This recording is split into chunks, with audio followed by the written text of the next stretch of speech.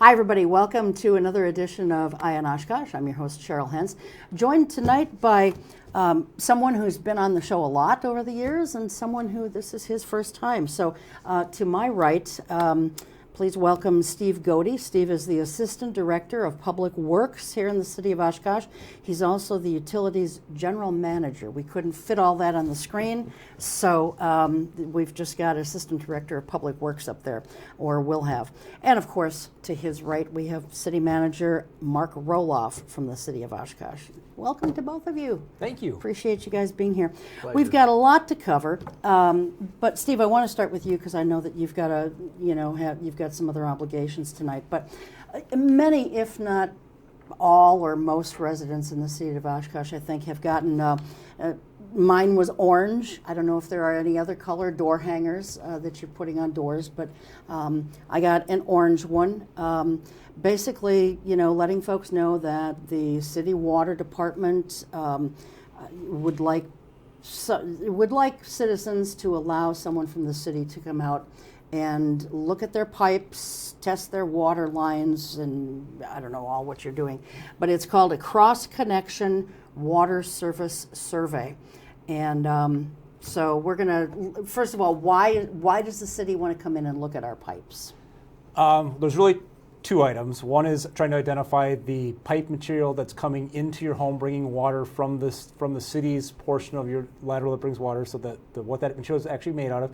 And two is to make sure that there aren't any potential cross connections where polluted or contaminated water could get sucked back into your drinking system. So we're really looking for two separate items when we come in and survey. Okay. Why is the city doing this?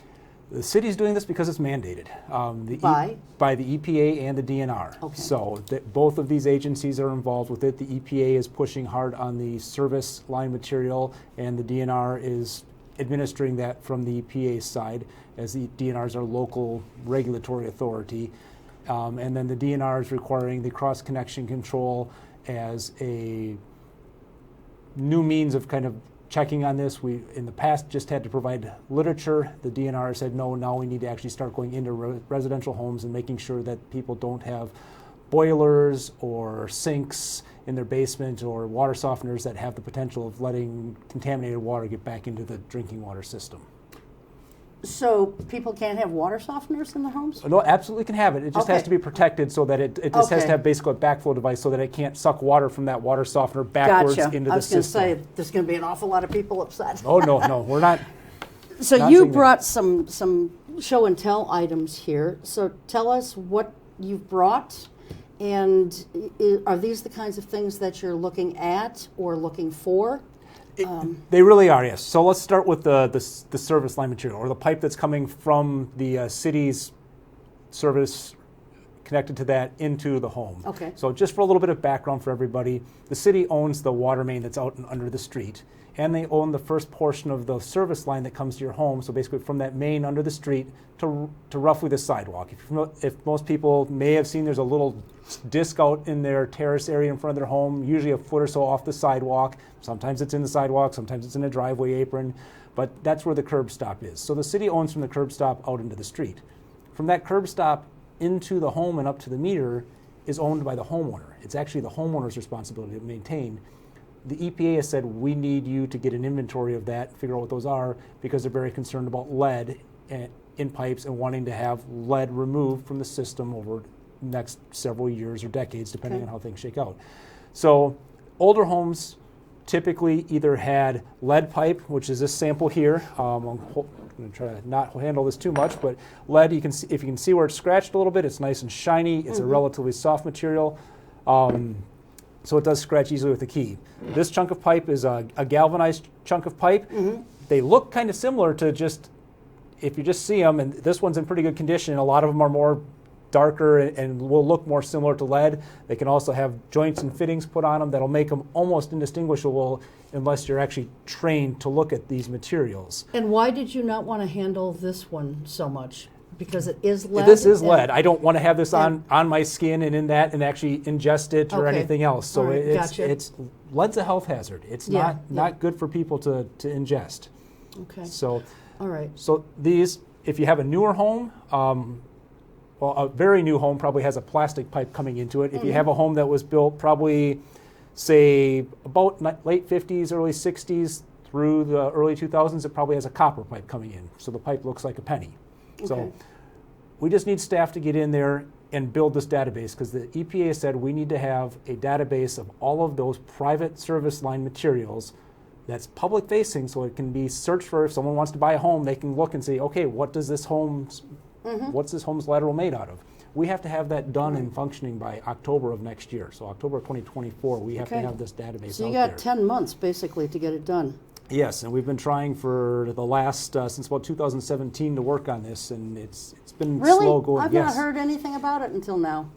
We've primarily been focused on our reconstruct projects and where we've been doing work, but we've been trying to fan out over the last year or two. But COVID was really we didn't press hard during COVID to try to get that done. It wasn't a good time to go into homes. I don't think you would have had too many takers at that point anyway. Wasn't a good time. Okay, so and what else do we have here? So this is kind of part of this is the service line inspection. The other part's the cross connection inspection. So as I said before, we're looking to make sure that there aren't any sources where contaminated water can get pulled back into your home and into the public drinking water system if there was a pressure loss on the main. So this example, this is an outside hose bib that most people have in their house. This particular one's got this little disc on the top of it here. This is the back siphon preventer or the air brake. So this prevents water from being sucked back in there. Okay. A lot of the older ones, and I don't have a year when this became code, I just don't know that, but they don't have this top disc on them. It's just the plain part coming out with the hose bib, or the hose connection coming down. All that needs to happen to make this compliant is to screw this little device on it. This has a little air gap in it so that if the system behind this loses pressure, it can't suck water back up into it. It just screws right onto the end of the hose bib, gets tightened down, and you're done. And that's what it looks like when it's done. So it's really easy. And if someone has a setup like this then, Steve, would they would have to pay for that little thing to be put on, or no? We'll provide it. The city water utility, when they come out and do the inspection, will provide this. If you're not able to put it on yourself, our staff will even put it on. Okay. And similarly, if you have a sink in the basement maybe that has a threaded connection on the end of them, a lot of the older sinks had that. This is an example of one that just screws over that thread in the sink. Same concept. It just prevents it. Of all the inspections we've completed so far, the only thing that's been wrong in the residential homes to date has been the lack of these. No homeowners had to do anything from the cross connection. And you provide those as well? We provide those. Okay. So. All right. How many have you done so far? I don't have a good total. We've completed just about 1,000 so far this year, the cross-connection inspections. Okay. And so of those then, the only things you've seen is they needed that piece? Yes. Or possibly this piece? One of these two pieces screwed on, and the home is good to go, and we don't have to be back in there for 10 years to look for the cross-connection inspection. What happens in 10 years? The DNR's just said every 10 years we have to go through and inspect the home. So it's just a 10-year cycle. Okay, gotcha. Making sure things haven't changed in the home. Okay. So I can imagine that there are some homes here in the city that have, these kinds of pipes, the lead pipes. Yes. What happens if, and it's probably going to be older homes, I would assume. It's generally that 1960 cutoff, and if you take a look at the age of housing in Oshkosh, I think we've just kind of generally said, if you're south of Murdoch and north of 20th and east of Sawyer, your house was probably built pre-1960. So you should, if you haven't already changed it, you probably need to take a look at it. So that's not a hard and fast rule. Right. But it's a good general idea that if you're in that boundary, if I owned a home in that area, I would absolutely look. Okay. Because it's for their safety, right? It's for their benefit. It is. And one thing I want to make sure is we're looking for lead, but the DNR, if you have a galvanized pipe in your home and it was ever downstream of lead, it is essentially a lead pipe, because the lead particulate would come off this lead pipe, adhere inside of this galvanized piece, and then any little disruption can let those lead particulates free and then expose the residents to lead again. Right. And I just want to talk a little bit about what lead in either having lead pipes, or if you've got a galvanized pipe and somehow it's allowing lead particles to get into the pipes. what kind of symptoms are people going to be experiencing, Steve, if they've got any of these situations that are not good? Well, some of the health effects for children are severe and permanent brain damage, nervous system damage, blood issues such as anemia, abnormal kidney function or damage, hyperactivity and learning disabilities, so and hearing loss. So they're very, very significant health impacts to children. For adults, it can cause memory and concentration issues, headaches, depression and mood swings, fatigue, joint and muscle pain, digestive system issues, fertility issues, nerve issues, kidney function issues. I feel like I'm watching one of those medication commercials on TV where they say how good this product is, but then all these side effects. Side effects at the bottom in their disclaimer. That's a lot of stuff, and none of it's good, that's for sure. So if this is mandated by the EPA and the DNR, obviously you want to inspect every home. Would it not be simpler to just inspect homes that are built after before a certain year? And that's all we're doing. We're concentrating on that. We've been able to basically eliminate probably 15,000 homes based on the year they were constructed. So we were able to not do those. So we haven't had to do a door hanger on everyone. It's only the ones that we haven't, through records or construction year, been able to. Well, don't I feel lucky to have gotten a door hanger? You're located in that area Mark described before. Well, my home was built in the 80s, so okay. I'm probably okay. But I will just tell the public I am going to comply with this. What happens if I think I'm okay? But what happens if I'm not? Say I have to replace something more than just this or that. So if we get in and these items are the cross-connection inspection. Let's say your home's fine on the cross-connection, but you do have a lead or a galvanized pipe that was ever downstream there. You don't have to do anything immediately. It's simply we're recording that information for now. There certainly is the potential that as the rules continue to evolve, that replacement is going to be mandatory. But at this point in time, nothing happens. The city does have an ordinance in place that if anything fails on the lead lateral or a galvanized that's considered lead, let's say it has a leak out in your yard for whatever reason, and that happens. And this little one here's got an example where it did. This was a failed pipe. You can see it. I see it right there. Yep, it eroded through and ate a hole in the pipe. If you have to repair your lead line, you have to do a full replacement, and it has to be done within 180 days. That's city ordinance now. If the private side is done, 180 days of you're coming out and inspecting? Because I thought you just said you don't have to do anything. 180 days of a failure. Okay. Of a defect. Something that causes the pipe to stop functioning, that you need a plumber to come out or to have it repaired. But what about the contaminants that may be getting in a person's body because they've got a lead pipe or whatever? I mean, isn't that something, I'm not trying to force people to spend money, but I mean, I would think that the health department, the EPA, the DNR, the city, I would think that if somebody's got lead pipes and the potential for, well, maybe I don't understand how this works. Let me ask this. Say you've got one of these really bad pipes, okay? Yep. I'm going to call that the really bad one. All right, that's fair. That's lead. Say someone has a lead pipe and that's how they're getting water into their home.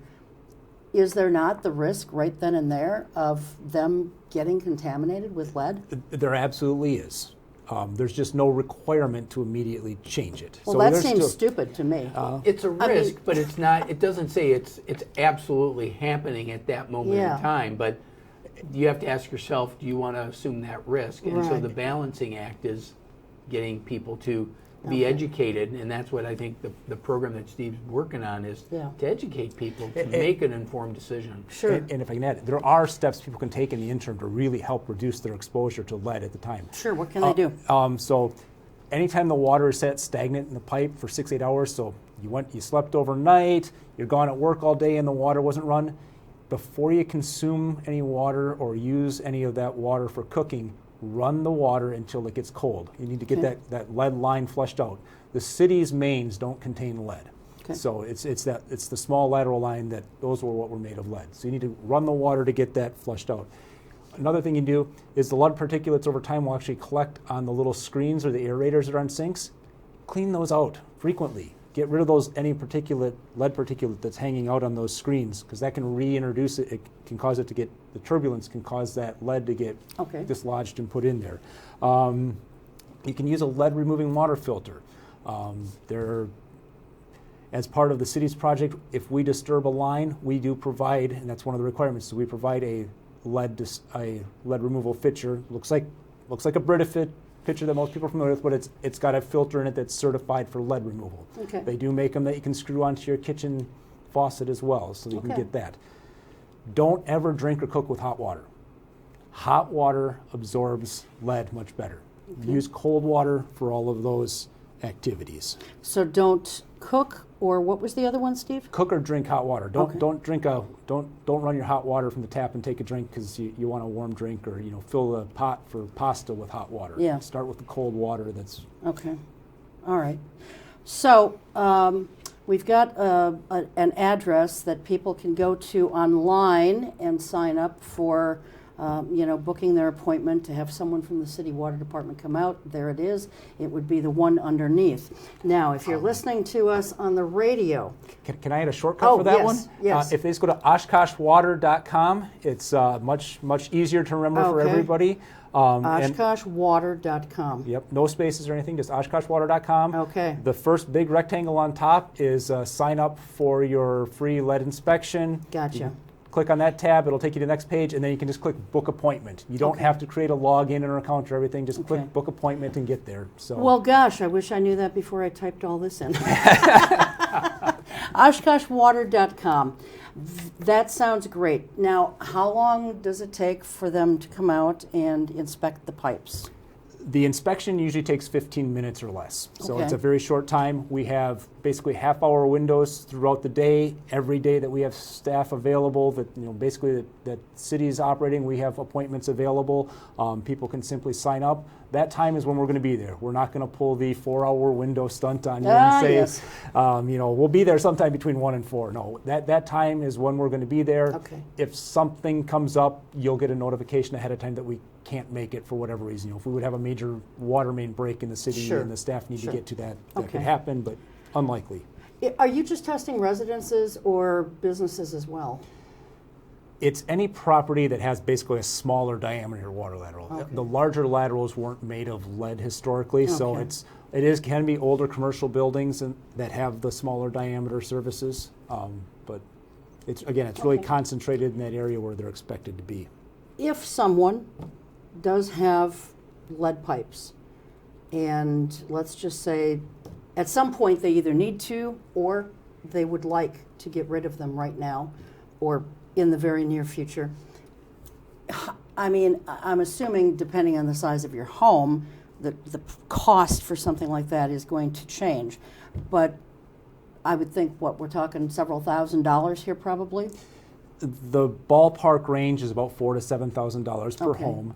Right. The city has been notified that we are going to be getting some financial assistance from the infrastructure law and through the DNR to help with that assistance. We don't have that money quite yet. The DNR has told us we should be getting the information from them sometime in January. Okay. So we're hoping by the end of January to be able to start informing people that the program is available there to help with some of that financial assistance. Great, that's wonderful. It's nice to see a mandate coming from the federal government where they're actually putting some money behind it, instead of just saying, okay, you got to do this and you cough up the money yourselves. So. Well, and with that, I'd like to caution people, we have the money now, and the bill money it's about a 5-year window to use this money. After that, there's not a whole lot of talk about additional funding, so I really encourage people to get it done now so they can take advantage of that funding source. If that's not an incentive to delaying it. I don't know what else would be a good incentive. You don't have to book online, however. You can also just call the water department, and that phone number is 920-232-5336. So again, the water utility is 920-232-5336. Anything else folks need to know here, Steve? Just encourage that if we do the inspection and you have us in there and you do have a lead pipe, we are in need of homes to participate in a sampling procedure. In the past, we've only needed to do about 30 samples over a 2-year period. We're going to need to be doing 60 samples every year now. Okay. So we need homes that actually have the lead pipes to come in and do that sampling so that we can test and see how much lead is actually being absorbed into the water at that point in time. Because the city does do a treatment to the water to help try to sequester that and prevent the lead from coming in. But we are required to get out and test that, so we do need people to sign up for that program. Okay. How backed up are you right now? I can't imagine you're backed up too much, right? As far as the inspection Yeah. schedule, no, there's slots available every day going out through there. All We right. need volunteers, so that I appreciate you mentioning that, because we're in need of volunteers so we can get those samples and everything. And I know people are somehow concerned that they're going to be looking for something else. These folks are from the Water Distribution Division. They're solely interested in your water. They're not interested that you did an addition in your bedroom or something like that and have a new hanging, Sure. lamp So or something. what That's part not of the what they're house there will for. they be in then? They're going to go to where the pipes are. They're probably going to start in the basement, right, Steve? Typically, it's a basement if the home has a basement. If the home doesn't have a basement and it's got a crawl space, hopefully the meter's already been brought up and brought into a closet somewhere on the first floor. But they're just really, they're looking for where that pipe comes into the house to the meter, and then these outside hose spigots, and then sinks. And again, typically in the lower level are where the ones that have the All right. have the faucet. Perfect. attached. Yeah. One other thing on security, because we've had instances in the past where people try to represent themselves as being from the city. If at any time you're concerned that this person isn't properly identified, every one of our employees has an identification from the city. If you have any question or concern, you don't have to let them in your house. You can call us, and we can say, yes, we have this person, John Doe. Make sure it's John Doe. Yeah. But if you have any concern, don't hesitate. We can come back. Sure. Will they come in a City of Oshkosh truck also, or? They will be in a City of Oshkosh vehicle. One of the yellow vans from Okay. the meter techs typically is what's out on site, but it will be a All City of right. Oshkosh vehicle. They'll have their Excellent. ID. They should be wearing their work uniform with their name on it. So should be fairly identifiable. Okay, super. Very good. Well, thank you so much. You're welcome. I hope that people do this, and it's ultimately it's to their benefit. I know everybody's like, oh, Big Brother. They're wanting something more. They're looking for this. They're looking for that. So I appreciate, Mark, you saying that this is strictly water and pipes, and that's it. So. All right, very good. Well, we're going to take a short break so that Steve can go and take care of his family obligations. It's the holiday season after all, but thank you so much for being here. And when we come back, we'll just be talking with City Manager Mark Rohloff about all kinds of things, including water. So we'll be right back.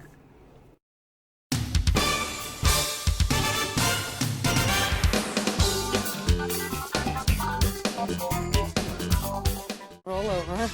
Chance high five. All right. When you adopt a shelter pet, you discover all the things that make them unique. And your mother and. I am totally a hat person. Right, guys? Thanks for being honest. They're a little bit of a lot of things, but they're all pure love. Adopt pure love at theshelterpetproject.org. When times get dark, we can't see the help that's all around us. Let 211 be your guiding light for help with food, healthcare, and other resources. 211, how can I help you? Call 211 or visit 211.org. 211, get connected, get help.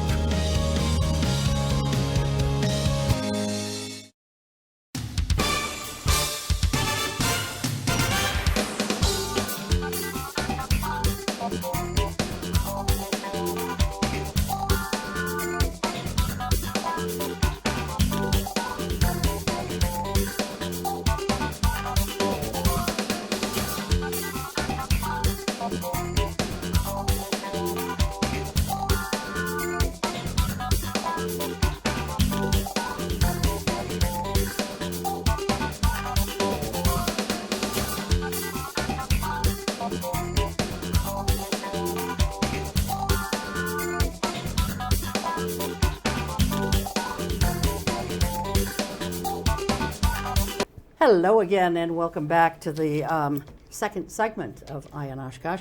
Mark Rohloff is still here, Oshkosh City Manager. So we want to talk a lot about water. There's a lot of things going on with water, so we'll talk a little bit about that in a moment. But I think probably by now, we're taping this on December 21st. I think pretty much everybody's probably gotten, at least in the city, they've gotten their tax bills already. I know that there was a little issue with the county, but briefly recap what the tax picture looks like. I wasn't all that displeased with my bill, I have to say. Well, you know, one of the things you have to remember is the tax bill is a bill that is a composite of the school district and the city and the county, yep. and also different credits that are done by the state of Wisconsin. And one of the advantages, timing is everything. The state increased some of those credits this year, which actually helped offset some of the increases that you pretty much saw with the school district and the city. So they worked out very well for many of us, so yeah. We're happy that that happened. Yeah, I think with everything all told and the lottery credit and the city's recycling fee, that's charged every year, right? Yep, $35 Yep. a year for recycling, Yep. and we haven't increased that in probably 10 years. Yeah, I think in the beginning, I think maybe it was 25. Yep, and I think we but- did 25, 30, 35, and it's been 35 ever Yeah, since. it's been that for a while. So I think all told, I think my tax bill went up like about $1. So I'm not going to complain about Yeah. that. It's much better.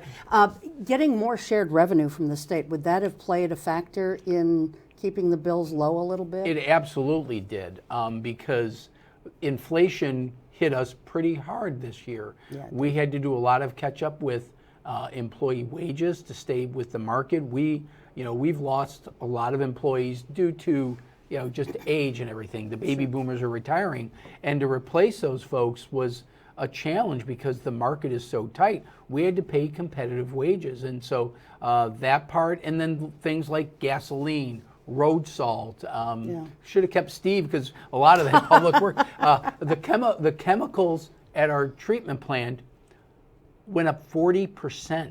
Wow. So all of those things. Now that doesn't factor into the tax rate, but it just illustrates that inflation hit all of us. So the extra $1.9 million we received from the state helped offset what would have been a very substantial property tax increase, or because that would have been unacceptable. Yeah. To added another $1.9 million on top of what we did already raise, we would have had to make some cuts to some core services, police, fire, public works, because that's where the bulk of our expenditures are in the general fund. Right, right.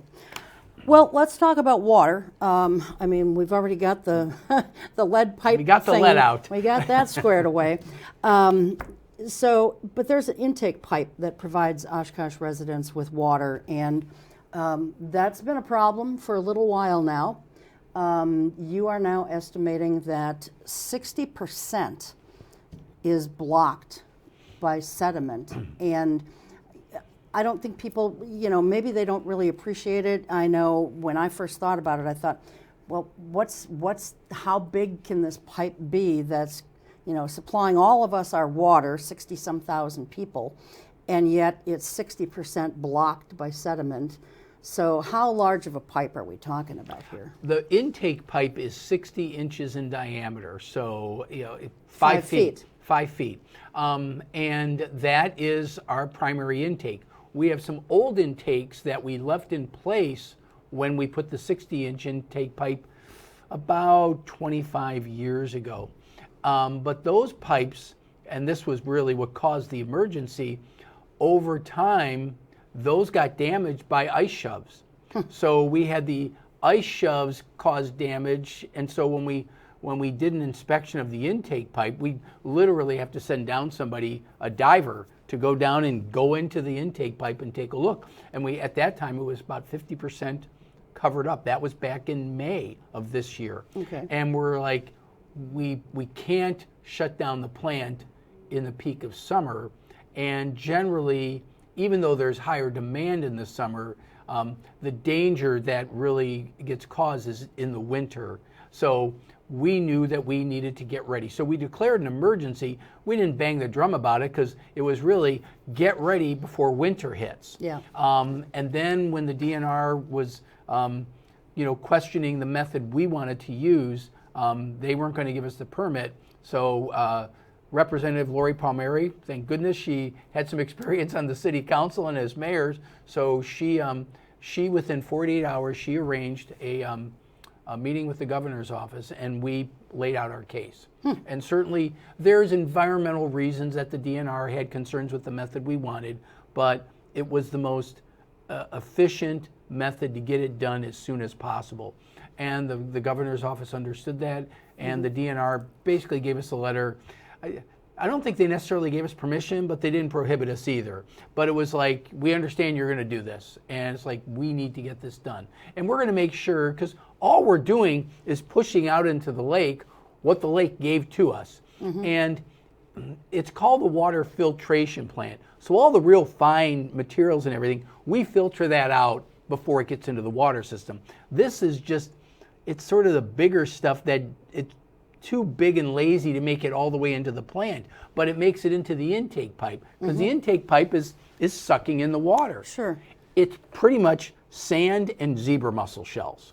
So that's pretty much the content of it. Jeez. Now we have to inspect it to make sure that that's all it is. You know, we have to make sure there are no contaminants or anything like that. But everything else, the general things that, the lake is a little green. We know this. Yes. The filtration plant takes care of that stuff, and we use chlorine and filters and so many different methods to clean that. But that intake pipe, what happens is when it's blocked up like a half to 60%, what happens is the intake pipe is still sucking in the same at the same rate, but when you have a smaller pipe, it becomes a smaller pipe. It starts coming faster. Now that would be, well, isn't that good? Except when you have super cooled water in the winter, then it creates something called fragile ice. And what happens is the water is moving so fast, F-R-A-Z-I-L-E, fragile ice, like fragile just with a Z. Yeah. So what happens is the water's moving so fast when that area gets constricted that it creates ice, and then that ice combines with the blockage that's already there. And it's sort of like if you got a soda that's frozen in the freezer and you try to dump it and it doesn't want to come out, that's what we would face. Then we would have no water going into the plant. So that was unacceptable to us. So that's why we made our appeal, why we appealed to the governor's office, and the DNR is going along with it. So right now we are staging a lot of material out there, out at Menominee Park, because the intake pipe's about a half mile out into the lake. Okay. So the idea is we'll get it cleaned out, we'll pretty much blow it out, but there's a silt curtain that we put at the opening of the pipe, because as we blow it out, you've got all this sand and zebra mussel stuff that's kicking up. Sure. Well, you don't want to have it come back in either, right? Right, but we also don't want to create such a, it's called turbidity, so much cloudiness from all this stuff that it hurts the sea life. Sure. So the water, the sturgeon and all that stuff. So we put a curtain so that it blows out to a curtain and then just falls. Okay. So it is about 200 feet in diameter. So it will limit it to about 200 feet in diameter. It'll raise the elevation at that part of the lake from anywhere from 1 to 5 inches. Okay. We know from experience that Lake Winnebago is churning all the time. And if you go to the bottom of the lake, it's murky because things are moving all the time. Yeah. That stuff will redistribute itself. We're going to inspect it to make sure there's not anything toxic or anything like that.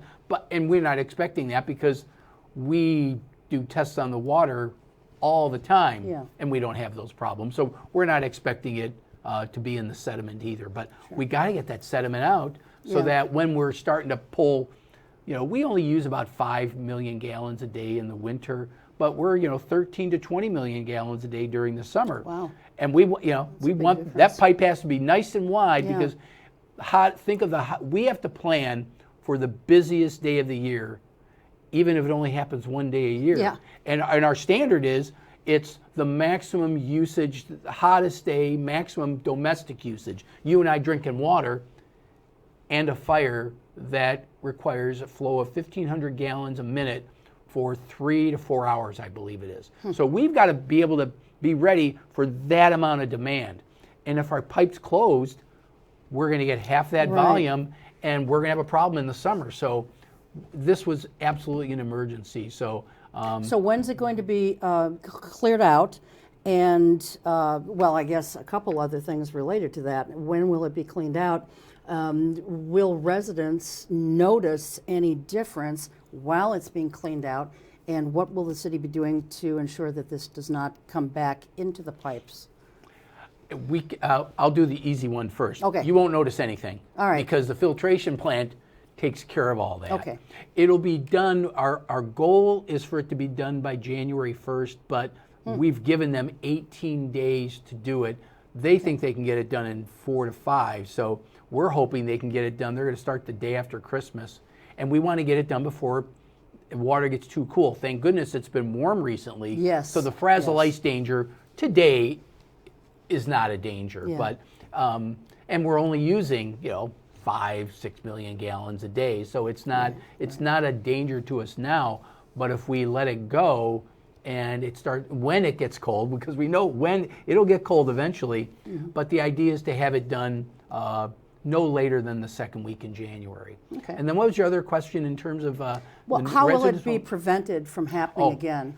There's no way to prevent it in the future, but what it says to us is now we know the frequency, because this was a brand new pipe.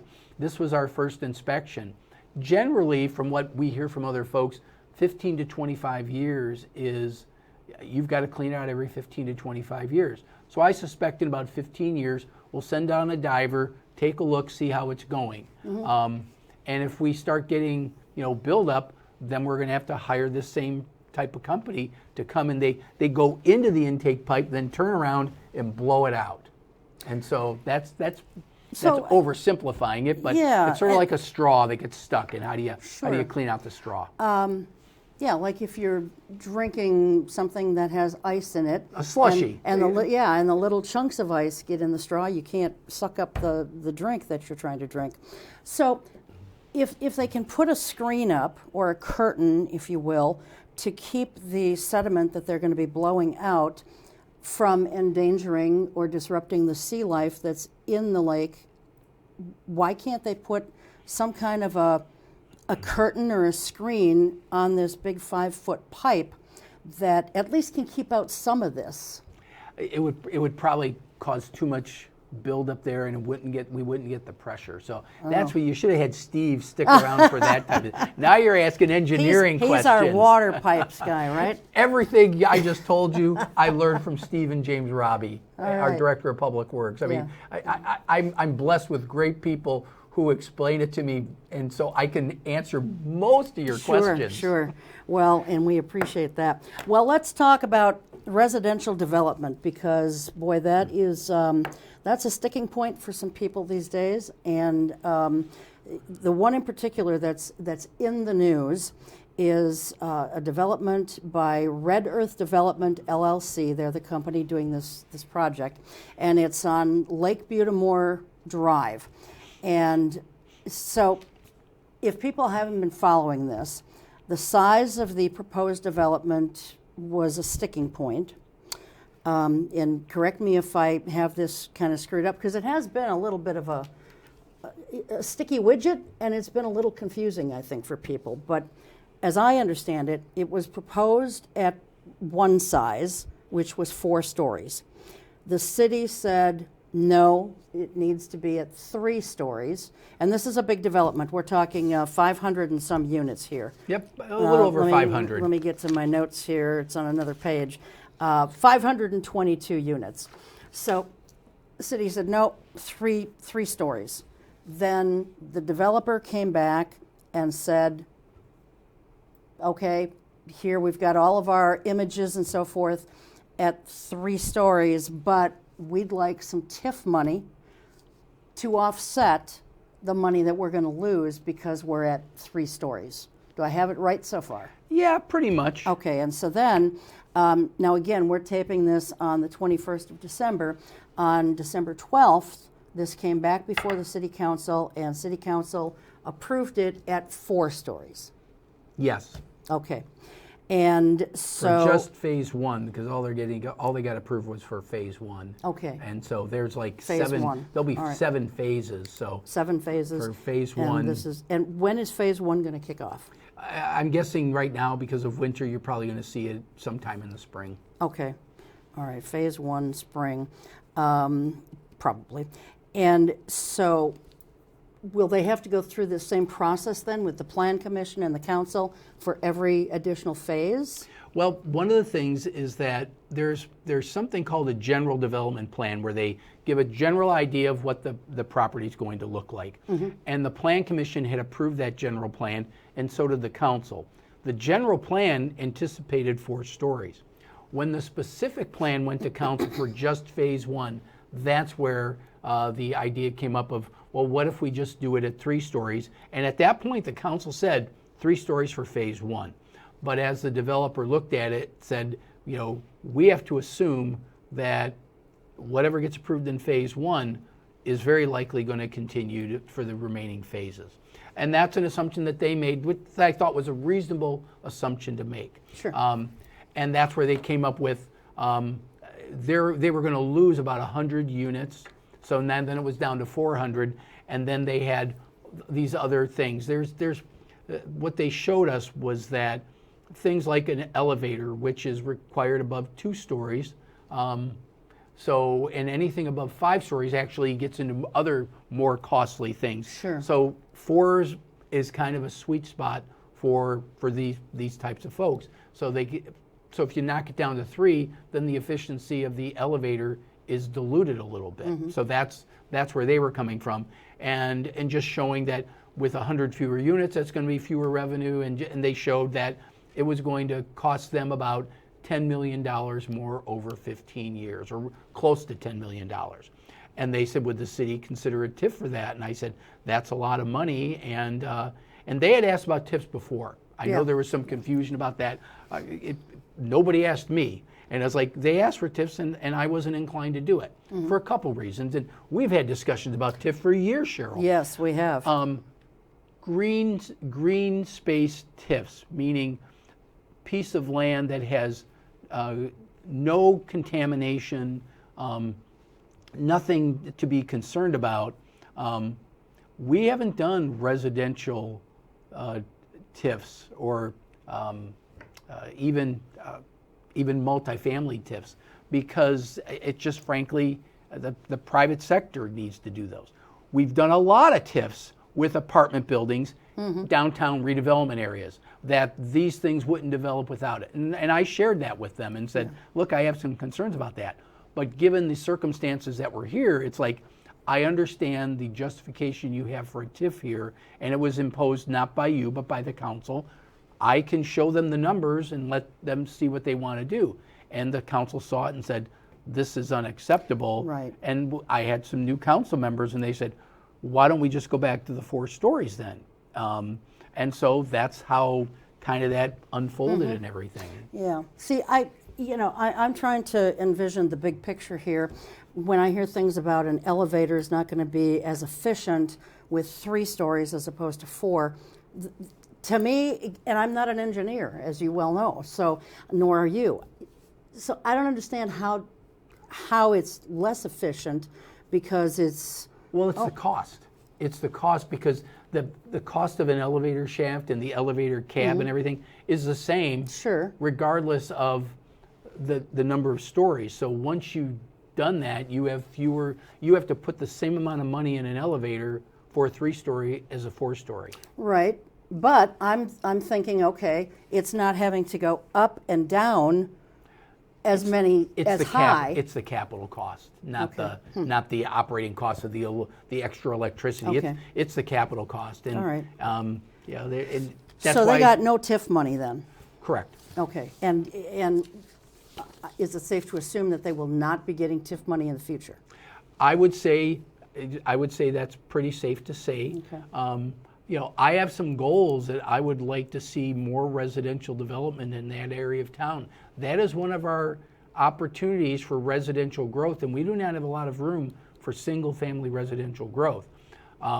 We may very well do a TIF down there sometime down the road, but it's not for this property. It's for getting residential out there. Sure. And right now, things are changing, and I have to, a few minutes ago, I was like, greenfield TIFs I'm not a big fan of and everything, but even I have to start thinking about the need for us to get more single-family residential. Single-family residential growth is occurring all around us, and we're not getting as much of that market. And how do we do that? So we may have to do some things to get infrastructure in place so that we can do more residential, and we got to get out there to do it. Sure. So I won't say no, never, but it's not about this project. It's really about what we do for the whole area. I think, as I watched part of the council meeting, I think one of the things that upset some of the neighbors so much was that they were not included in the conversations. And I know that historically the city is very good about including neighbors into these kinds of discussions. What happened there that this sort of slipped through the cracks where neighbors are concerned, and what's being done to ensure that that won't happen in the future? Well, it's a matter of perspective, because we notified them under the same rules that we've notified you if there was a residential development in your neighborhood. But out there, these folks were anywhere from 1,200 feet to 2,600 feet away. Our zoning requirement says we notice within 300 feet. And we don't make an exception for this or that, so we noticed within 300 feet. Okay. And that wasn't a very large group. Now, somebody in that group that got noticed then said, hey, do you know about this? Do you know about that? So I would say that we didn't fail to do anything, but we didn't do what I think those folks felt we should do. Okay. And I'm not necessarily sure if I agree that we should change our rules. Part of this is notifying the public who can reasonably be noticed. We'll notice a surrounding town level of government, and then they can choose to notify their residents, but we'll notify a town, and the town may or may not do anything about that. Okay. If there are residents, we'll notify them, but our closest city resident is a half mile away. Okay. So do we change the rules for this development, and then why don't we change it for that development and that development? We have a 300-foot rule. We followed it.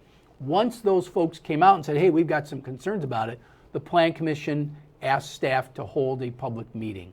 So now quite frankly, I think they developed conspiracy theories, and it's like we followed the exact same rules that we follow for you, that we follow for me. Okay. And I think that, could we have, but then where do we go with every subsequent development? Then we start choosing, well, we'll do 100 feet for you and 300 feet for the other person. It's a slippery slope. It is thank you. That's the word I was looking for. I think we did it consistently, and I think those folks did get their day to argue against it. And certainly they didn't like the results, and I respect their opinion. Sure. But that area of town is right on Interstate 41 and US 45. Right. It is a very high visibility intersection. Yeah. You aren't going to put single family homes there. You're going to put either commercial or higher density residential. And if you go up and down Highway 41, generally that's what you see.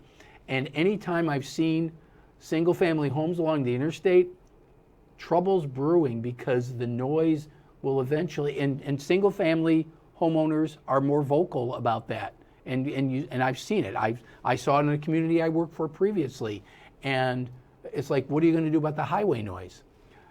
You built next to the highway, and you want us to take care of the noise. That makes it a little difficult. Higher density residential generally doesn't have that. They understand they know what they're getting. They're renting. They know exactly what they're getting into. Yeah, I know of one in particular in the city of Appleton, and there are a lot of single-family homes in this particular development, but they've got a berm, and, you know, sitting in my friend's house, I really don't hear anything. Even sitting outside, the noise is at a bare minimum. So I think berms work for sure. But anyway, we're so quickly running out of time. I can't even believe this. Let's talk very quickly about another development, Mill on Main. This is something that a developer by the name of T. Wall is, you know, proposing to be put in. I wrote an article about this a year ago. They were looking at breaking ground. It's 3 phases, and it's down there. The official address is 43 East 7th Avenue, but it's down. It's not including. It doesn't take in any part of Pioneer, where the old Pioneer Inn used to be, but it's on that side, basically of east Oregon. of Main and north of 9th. Yeah. And up to, but not including the tracks. So what's happening that this hasn't broken ground yet? I think it's reflective of what you're seeing out in the larger market. And I don't know everything, but I've talked to several other communities that have had similar problems, some with this same developer. T-Wall is primarily based in Madison, Middleton, west side of Madison type of thing. And they've been getting out into other areas of the state. They did a development in Neenah, and they're looking at other places up and down the Interstate 41 corridor. They've also been over in the Wausau, central Wisconsin area. And with the interest rates going up as much as they have, and banks are like, we're going to loan you X amount of dollars, not a penny more. But now the costs have gone up, and I think that my theory is that they're seeking other investors. And I was talking with someone who said, I happened to get an invitation to come attend a meeting about investing in this property. So it kind of tipped me off that, okay, it looks like they may be looking for additional investors to make this work for them. So that's my suspicion. All they've asked us for is the market's tight and we'd like more time. And other communities have been doing this.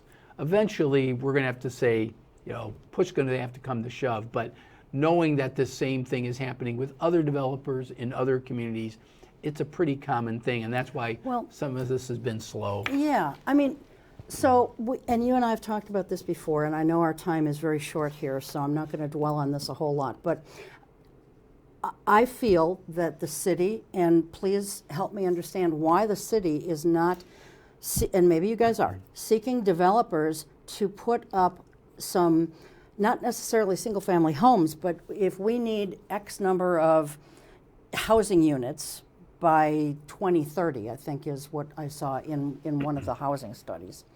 You know, why are we not seeking investors or developers to construct apartments, condos, townhomes, whatever, that are more tailored for people who are maybe making $35,000 to $75,000 a year instead of these very ritzy places? You know, the Witt, for example, has a 2-bedroom, 2-bath unit that you can't touch for less than $2,200 a month.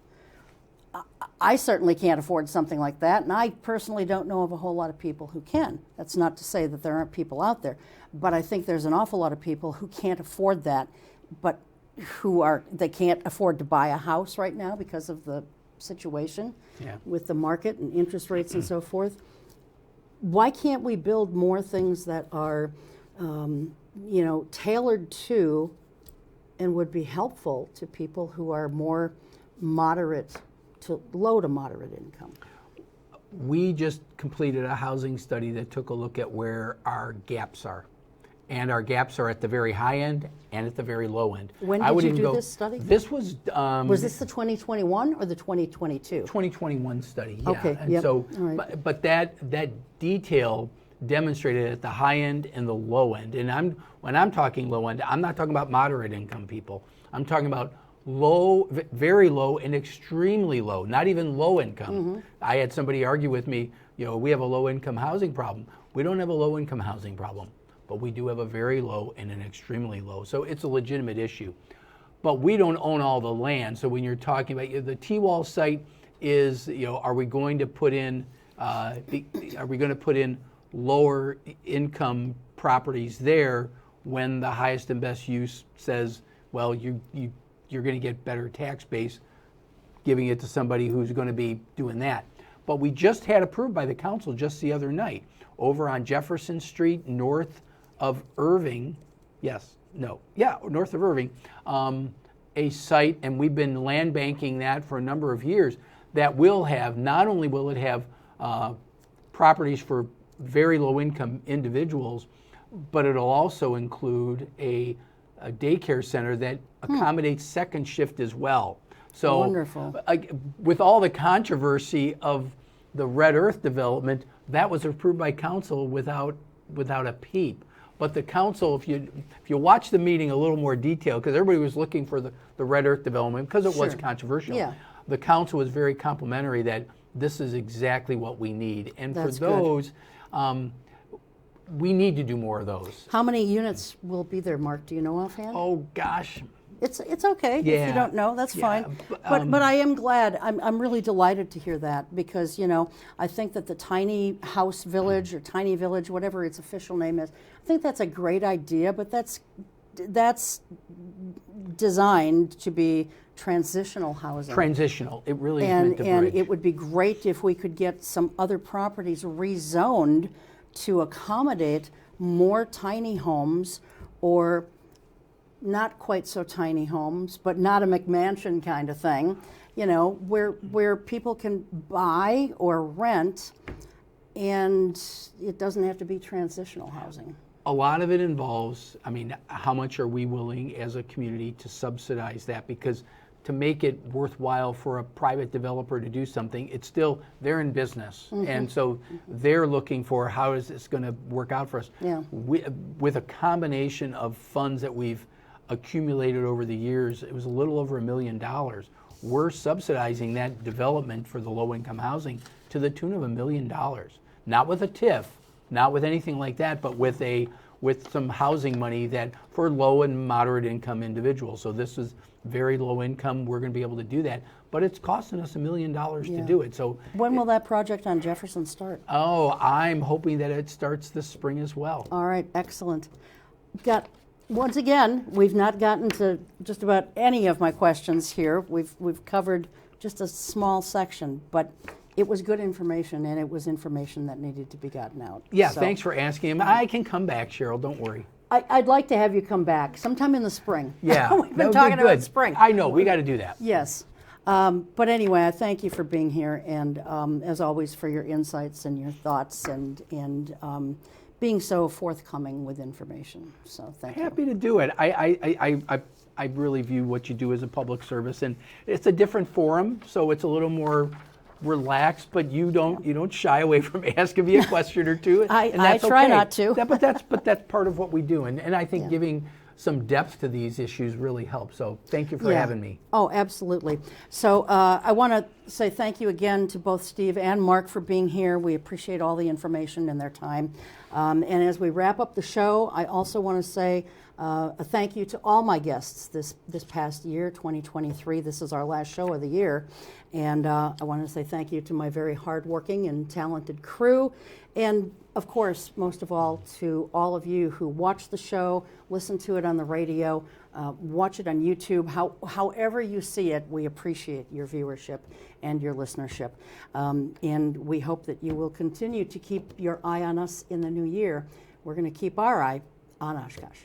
Take care and happy holidays.